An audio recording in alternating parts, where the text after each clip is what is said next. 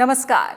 देश की सर्वोच्च पंचायत में लोकहित पर होने वाली चर्चाओं के कार्यक्रम संसद संवाद में आप सभी का स्वागत है। मैं हूं प्रीति सिंह।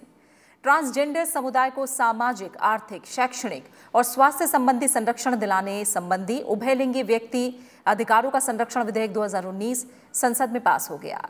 विधेयक से समुदाय के विरुद्ध होने वाले भेदभाव पर अंकुश लगने के साथ उन्हें समाज की मुख्य धारा में शामिल करने में भी मदद मिलेगी। आइए देखते हैं विधेयक पर राज्यसभा में हुई चर्चा का सारांश।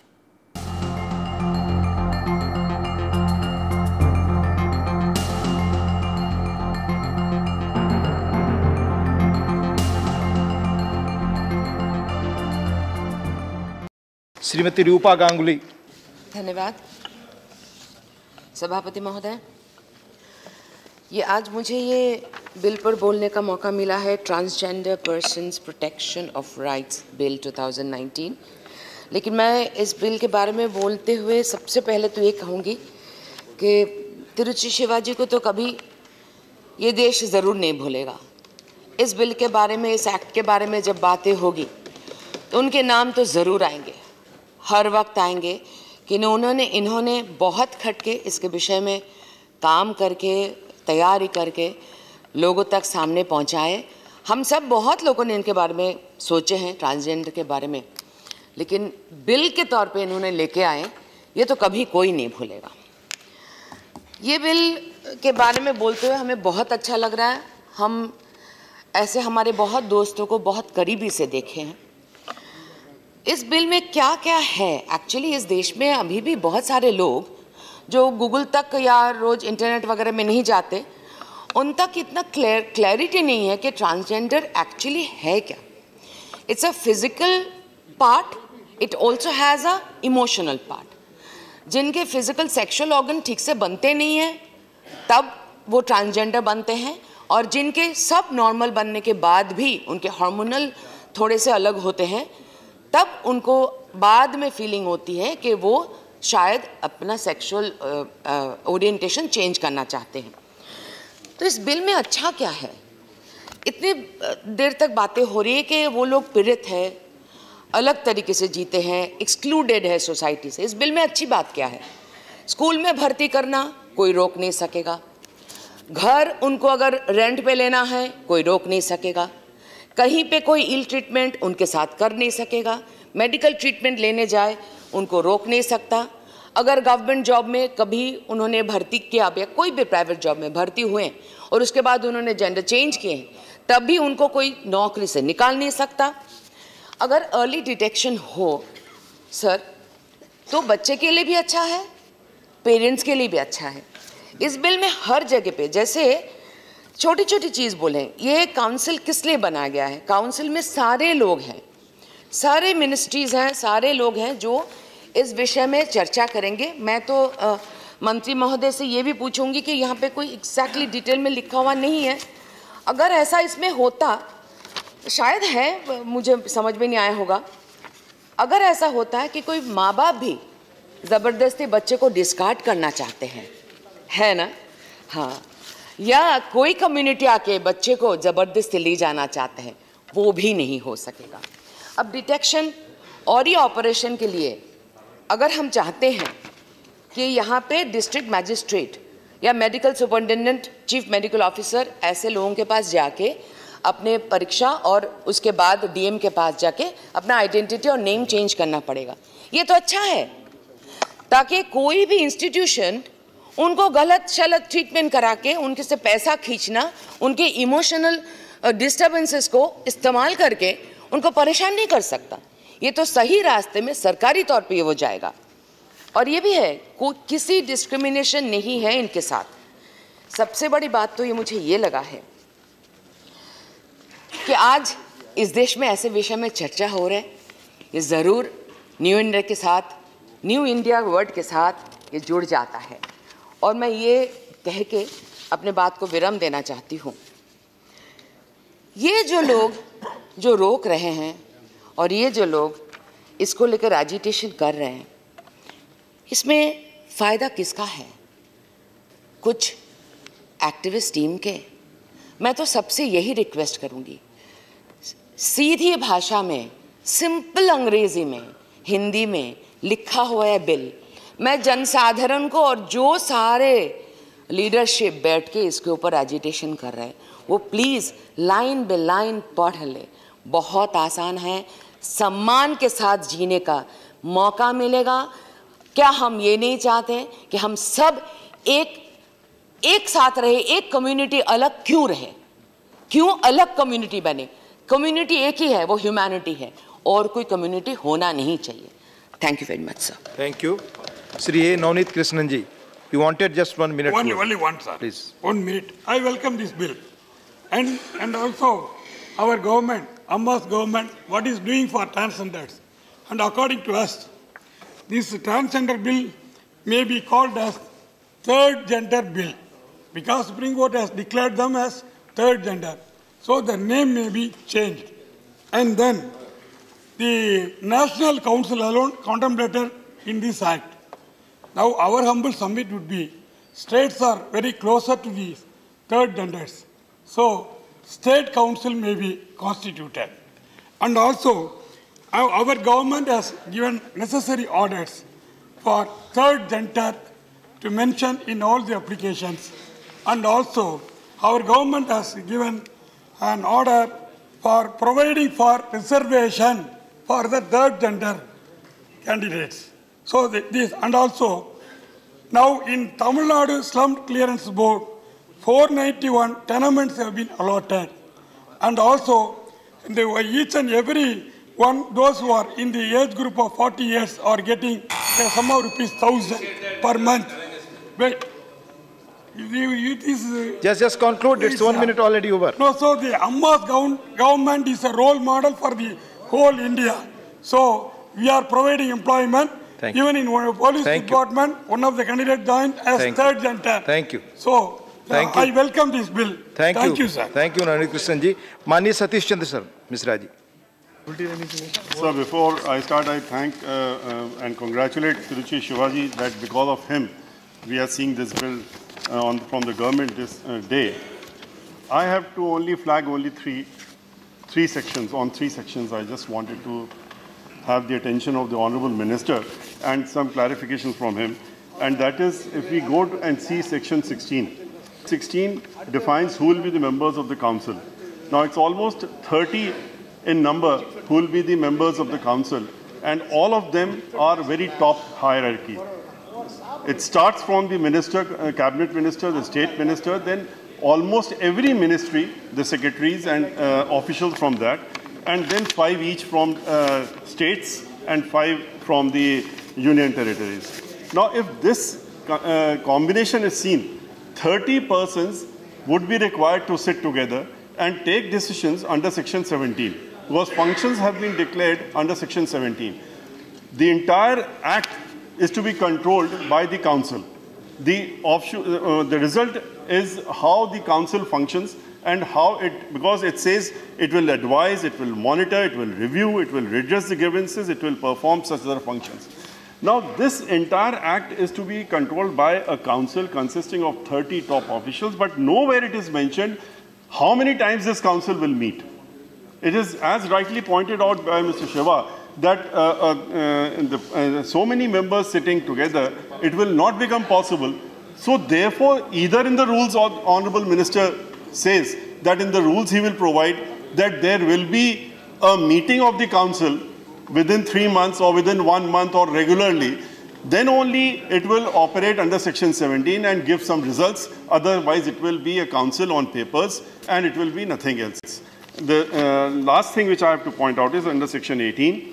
As in Section 18 is the offences and penalties. Now, the offences and penalties have been defined. Now, if some official or some police station official or the official who has to issue the doctors or who have been authorized to issue the certificates, they don't perform their duties. They humiliate and throw them out, and they don't give the certificates or they don't respond to them, then there is no penalty for that. Penalty is for other things, that if denial is done of certain rights which have been mentioned in the act, in this act, that these will be the rights provided for them.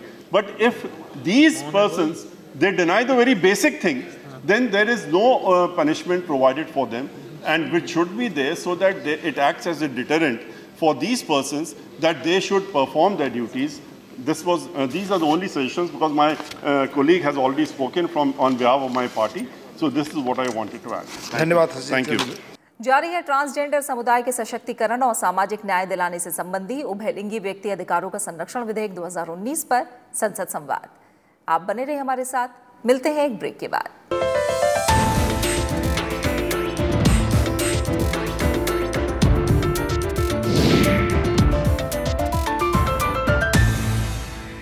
आप देख रहे हैं उभयलिंगी व्यक्ति अधिकारों का संरक्षण विधेयक 2019 पर राज्यसभा में हुई चर्चा का सारांश। विधेयक में ट्रांसजेंडर समुदाय के साथ सामाजिक भेदभाव को रोकने के लिए कानूनी व्यवस्था की गई है। उनके जीवन, सुरक्षा, स्वास्थ्य और उनके उत्पीड़न पर भी प्रभावी कानूनी प्रावधान विधेयक में शामिल किए गए हैं। यौन उत्पीड़न पर 6 महीने से लेकर 2 साल तक की सजा का प्रावधान है। आइए देखते हैं इस चर्चा का सारांश।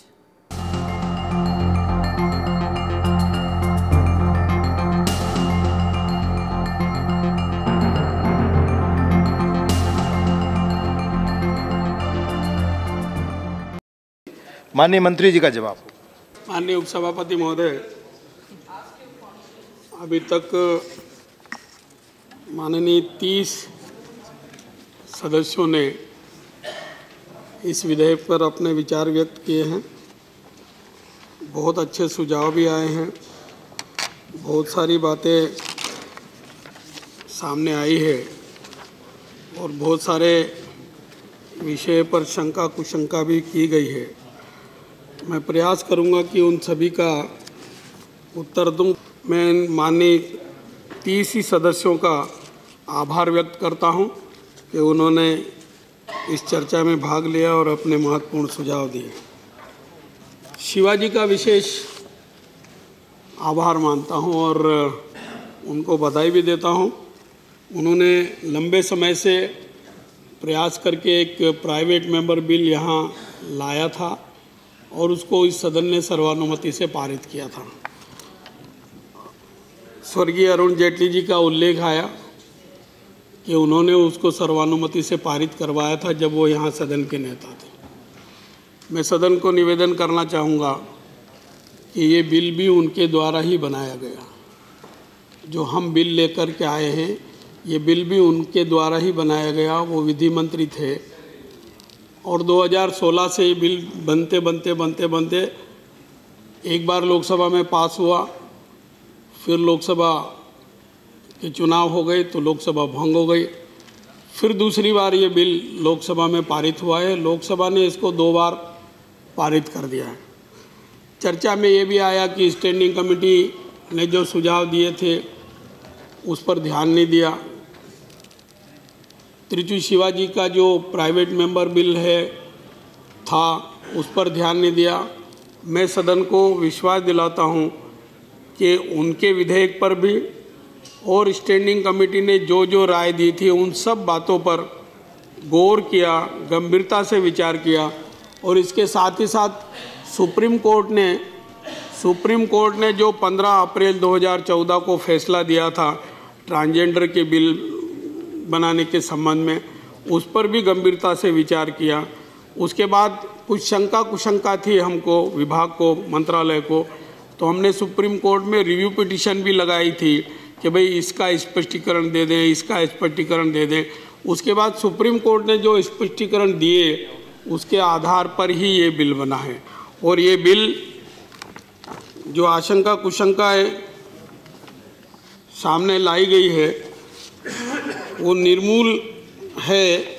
अगर इस बिल को बारीकी से अध्ययन करेंगे, बारीकी से पढ़ेंगे तो ये सब होगा, समाधान होगा इसका।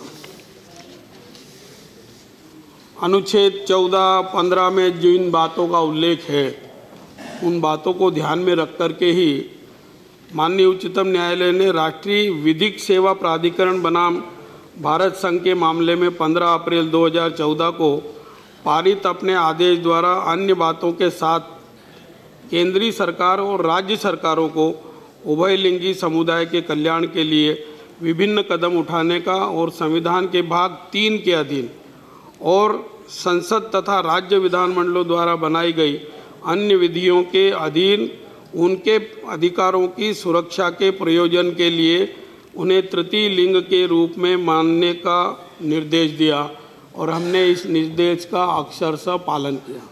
हमने इसके साथ ही साथ कई राज्यों ने पहले से ही ट्रांसजेंडर्स के लिए बहुत सारी कल्याणकारी योजनाएं बनाई। उसमें तमिलनाडु भी प्रमुख है और दूसरे राज्य भी हैं। उन राज्यों ने जो कल्याणकारी योजनाएं बनाई, उन कल्याणकारी योजनाओं का भी अध्ययन किया और उसमें से क्या क्या अच्छा हो सकता है उसका भी समावेश इसमें करने का प्रयास किया है। अब जिस उद्देश्य से ये विधेयक लाया गया है उसके उद्देश्य स्पष्ट है। उभयलिंगी व्यक्ति को परिभाषित करना, उभयलिंगी व्यक्ति के विरुद्ध विभेद का प्रतिषेध करना, उभयलिंगी व्यक्ति को उसी रूप में मान्यता देने के लिए उसे अधिकार प्रदत्त करने और स्वतः अनुभव की जाने वाली लिंग पहचान का अधिकार प्रदत्त करना, उभयलिंगी व्यक्तियों को पहचान प्रमाण पत्र जारी करने के उपबंध करने के लिए यह उपबंध करने की कोई स्थापन, नियोजन, भर्ती, प्रोन्नति और अन्य संबंधी मुद्दों से संबंधित विषयों में किसी उभयलिंगी व्यक्ति के विरुद्ध विभेद नहीं करेगा। प्रत्येक स्थापन में शिकायत निवारण तंत्र स्थापित करने की व्यवस्था का प्रावधान है। राष्ट्रीय उभयलिंगी व्यक्ति परिषद की स्थापना करने का भी प्रावधान है। प्रस्तावित विधान के उपबंधों का उल्लंघन करने के लिए दंड देने का भी प्रावधान है। अब जिन उद्देश्यों को लेकर के ये बना है, अगर हम इन उद्देश्यों पर ही अध्ययन करें तो समझ लें कि इस एक्ट में किसी प्रकार की कोई खामी नहीं है। छोटी मोटी ग्रामेटिकल या ऐसी कोई बात अगर सामने आएगी और जो सुझाव हैं वो हम उसका अध्ययन करेंगे और हमारे ध्यान में आएगा तो निश्चित रूप से हम नियम बनाते समय उस पर कार्रवाई करेंगे। अध्याय 2 में जो विभेद की बात आई है उसका प्रतिषेध करने के लिए प्रावधान किया है। किसी भी प्रकार से विभेद नहीं होगा। विभेद का प्रतिषेध करने के लिए कोई व्यक्ति या स्थापन किसी उभयलिंगी व्यक्ति के विरुद्ध निम्नलिखित आधारों पर विभेद नहीं करेगा, अर्थात शैक्षिक स्थानों पर जो बात आई थी अभी, बहुत सारों ने आशंका व्यक्त की, स्कूलों की, कॉलेजों की, शैक्षिक स्थापनों और उनकी सेवाओं का प्रत्याख्यापन या उन्हें जारी न करना या अनुचित व्यवहार, नियोजन या उपजीविका में या उसके संबंध में अनुचित व्यवहार, नियोजन या उपजीविका का प्रत्याख्यान या समाप्ति, स्वास्थ्य देखरेख सेवाओं का प्रत्यापन या उन्हें जारी न रखना या उनमें अनुचित व्यवहार, जनसाधारण के उपयोग हेतु समर्पित या जनसाधारण को रूढ़ी जन्म रूप से उपलब्ध किन्हीं मालों, वास सुविधा, सेवा सुविधा, फायदा, विशेषाधिकार या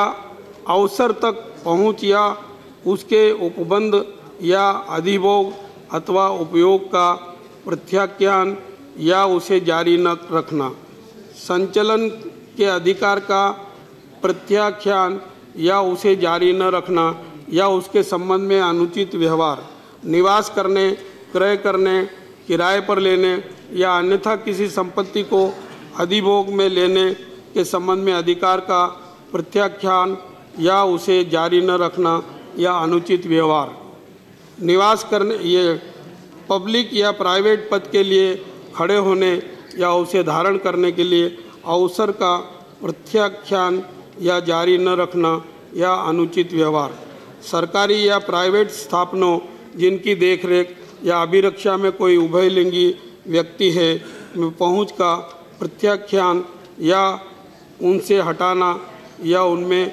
अनुचित व्यवहार करना। ये इतने सारे बिंदु हैं, ये स्पष्ट करते हैं कि कहीं भी किसी प्रकार से कोई भेदभाव नहीं होगा। आज भी उनको चुनाव लड़ने का अधिकार है। मैं मध्य प्रदेश से आता हूँ, वहाँ ट्रांसजेंडर महापौर भी रहे हैं, वहाँ ट्रांसजेंडर विधायक भी बने हैं, और राज्यों की भी उदाहरण है, पार्षद भी हैं, चुनाव लड़ने की पात्रता भी है, नौकरी करने की पात्रता भी है, और जो सार्वजनिक उपयोग के स्थान है वहाँ आने जाने का और जो दूसरों को लाभ मिलता है वो सब लाभ लेने का उनको अधिकार है। उनको किसी प्रकार से रोकने का या उनमें बाधा डालने का कोई प्रयास अगर कोई करेगा तो वो अपराध की श्रेणी में आएगा, और जो अपराध करेगा उसको दंड का प्रावधान भी किया जाएगा। इसी प्रकार से अध्याय 3 में उभयलिंगी व्यक्तियों की पहचान को मान्यता। अब पहचान के विषय में भी बहुत सारी बातें आई, स्पष्ट है इसमें। इसको अगर बारीकी से पढ़ेंगे तो सारी शंकाओं का समाधान हो जाएगा। जैसे उभयलिंगी व्यक्ति को उसी रूप में इस अधिनियम के उपबंधों के अनुसरण में मान्यता प्राप्त करने का अधिकार होगा। उपधारा 2 के खंड 1 के अधीन उभयलिंगी के रूप में मान्यता प्राप्त व्यक्ति को स्वयं अनुभव की गई लिंग पहचान का अधिकार होगा। उभयलिंगी व्यक्ति जिला मजिस्ट्रेट को उभयलिंगी व्यक्ति के रूप में प्रमाण पत्र जारी करने के लिए ऐसे प्रारूप और ऐसी रीति में तथा ऐसे दस्तावेजों जो विहित किए जाएं के साथ आवेदन कर सकेगा। पहले हमने ये कहा था, पिछले वाले में जो विधेयक पास हुआ था उसमें, कि कलेक्टर को आवेदन होगा, डीएम को आवेदन होगा, वो डीएम मेडिकल पैनल से उसकी जांच कराएगा। परंतु उस पर आपत्ति हुई थी कि ये स्क्रीनिंग और जांच पड़ताल और ये सब नहीं होना चाहिए, तो उस क्लास को हमने इसमें से हटा दिया। अब कोई बारीकी से जांच पड़ताल करने की आवश्यकता नहीं होगी। कलेक्टर कितने दिन में प्रमाण पत्र देगा, किस रीति से देगा, ये नियम बने हुए हैं। क्योंकि कलेक्टर अनुसूचित जाति, जनजाति, ओबीसी आदि वर्ग के जातियों के प्रमाण पत्र देने के लिए अधिकृत अधिकारी हैं, इसलिए हमने भी कलेक्टर को ही अधिकृत अधिकारी के रूप में माना है। क्योंकि अगर एक कलेक्टर प्रमाण पत्र देगा तो उसको सारे देश में मान्यता मिलेगी, और अगर किसी और अधिकारी से प्रमाण पत्र दिलाने की बात करते हैं तो जो नियम कानून कायदे बने हैं उनका उल्लंघन माना जाएगा। इसलिए हमने कलेक्टर को इसके लिए अधिकृत किया है। परंतु अप्राप्त वय बालक, यदि बालक है कोई, उस दशा में ऐसा आवेदन ऐसे बालक के माता या पिता अथवा संरक्षक द्वारा दिया जाएगा। अगर कोई छोटा बच्चा है और उसको ट्रांसजेंडर का सर्टिफिकेट चाहिए तो उसके परिवार के, उसके संरक्षक माता पिता आवेदन करने के लिए पात्र होंगे। फिर इसके भाग 2 में उभयलिंगी व्यक्ति का लिंग सभी शासकीय दस्तावेजों में उपधारा 1 के अधीन जारी प्रमाण पत्र के अनुसार अभिलिखित किया जाएगा।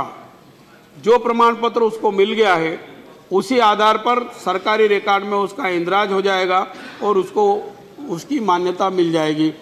कहीं कोई शिकवा शिकायत का आधार बचेगा ही नहीं। 3 उपधारा 1 के अधीन किसी व्यक्ति को जारी प्रमाण पत्र अधिकार प्रदत्त करेगा और उभयलिंगी व्यक्ति के रूप में उसकी पहचान की मान्यता का सबूत होगा। अभी बाकी जो विषय है, जो यहाँ विचार विमर्श में अनेक सुझाव आए हैं, मैं उन सब माननीय सदस्यों को ये अनुरोध करके, निवेदन करके आश्वस्त करना चाहता हूँ कि जब हम नियम बनाएंगे तो नियम बनाने में जो सुझाव उनके हैं उनको उसमें समाहित करने का प्रयास करेंगे। इतना ही कह करके मैं इस सदन से निवेदन करता हूँ कि इस विधेयक को पारित किया जाए। उभयलिंगी व्यक्ति अधिकारों का संरक्षण विधेयक 2019 पर चर्चा का जवाब देते हुए सामाजिक न्याय और अधिकारिता मंत्री थावरचंद गहलोत ने कहा कि लंबे समय से उभयलिंगी समुदाय के अधिकारों के संरक्षण की मांग की जा रही थी। इस संबंध में उच्चतम न्यायालय ने भी निर्णय दिया है। विधेयक को स्थायी समिति में पुनर्विचार के लिए भेजा गया था। उन्होंने कहा कि उभयलिंगी व्यक्ति अधिकारों का संरक्षण विधेयक 2019 न्यायालय के निर्देशों और समिति की सिफारिशों के अनुकूल है। इसके साथ ही विभिन्न राज्यों में चल रही कल्याणकारी योजनाओं को ध्यान में रखकर विधेयक को लाया गया है। सामाजिक न्याय और अधिकारिता मंत्री ने यह भी कहा कि सरकार उभयलिंगी व्यक्तियों की पूर्ण और प्रभावी भागीदारी सुनिश्चित करने के लिए प्रतिबद्ध है। संसद संवाद के अगले अंक में हम फिर हाजिर होंगे जनहित की किसी अन्य चर्चा के साथ। तब तक के लिए इजाजत दीजिए। नमस्कार।